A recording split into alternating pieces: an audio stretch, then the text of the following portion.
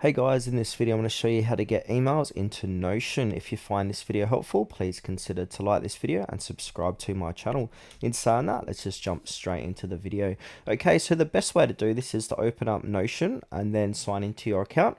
Now, once you've signed into your account, you've got these different tabs on the left hand side. From here, under Notion apps, click onto Notion Mail. Now, this is going to open up a new website that's going to allow you to connect your Google account or your Gmail. So what we can do, we can use Notion account for your email or Gmail, then click connect to Google and then click on continue from here, continue to the Google sign in. So Notion may access, request or collect your email message content, contacts, email metadata and user settings and preferences. So yeah, basically click on continue. Another window is going to pop up where it's going to choose your Google account. So click on your Google account, then Google allow Notion Mail to access this info about you, so all that stuff. Click continue and then select what Notion Mail can access. So you definitely want to select that. So this is how you connect email to Notion. So select all, scroll down, click on continue.